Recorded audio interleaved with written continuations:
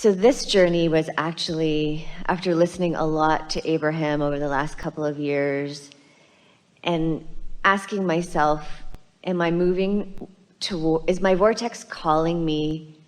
Like, how do I listen to my vortex and move in that direction? By being satisfied now.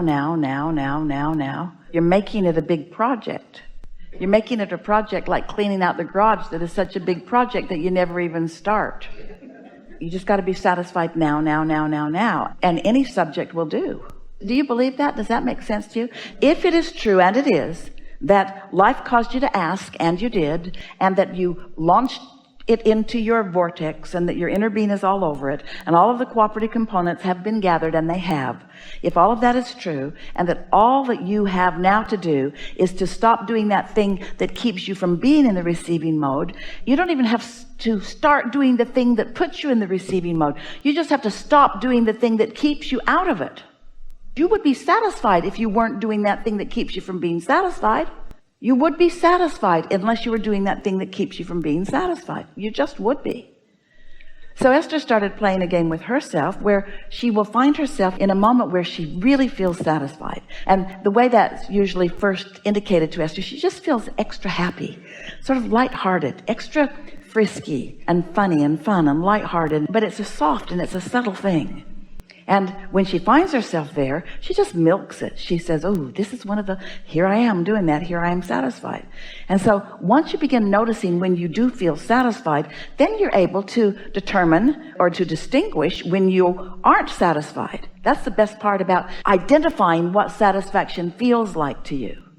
So Esther started thinking about it. One morning she sat with her notebook and tried to think of as many satisfying scenarios, the things that come up frequently. And she thought about getting into the monster bus, helping Jerry hook the car onto it, pulling the rooms in, the rooms that extended out, and pulling in all the cables and everything, and stowing everything, and then starting the engine. It had to idle for 5 minutes before you began moving this mammoth beast out onto the roadway. But then the feeling of pulling out onto the freeway always gave Esther this euphoric feeling of adventure and what this day was going to hold and what they were going to see and what they were going to discover. So she had done that often enough and felt it enough that she had identified and isolated that feeling. So now she's thinking about it. I know for sure that that was a feeling of satisfaction.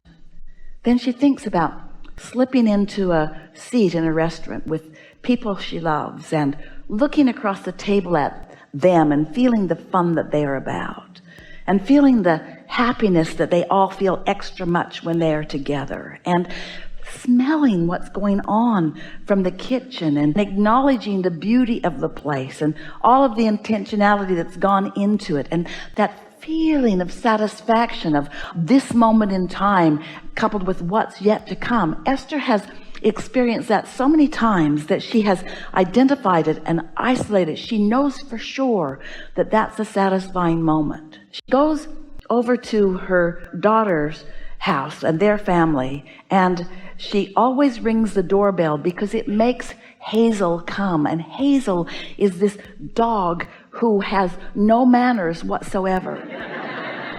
And Hazel will come from wherever Hazel has been. Biggie comes too, but Biggie's not as interested in Esther as Hazel is.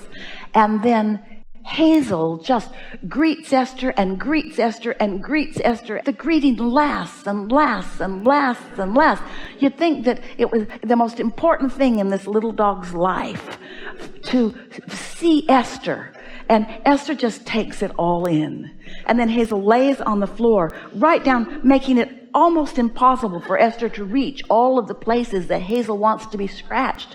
And then Esther will say, Hazel, come with me. And then they'll go find a chair and Esther will sit down and Hazel will sit at Esther's feet. And Hazel will stay there as long as the scratching happens. So satisfying, not just for Hazel. The scratcher gets satisfaction, not just the scratched. And so Esther isolates that. Often her mind goes to that. The tree house, the magnificent treehouse that looks over the top of the entire county. And Esther can barely see the rooftops of the buildings that are on her 40 acres that she and Jerry had planned and put there. The satisfaction of standing up there and feeling the breeze and listening to the wind chimes and being up in the trees with the birds.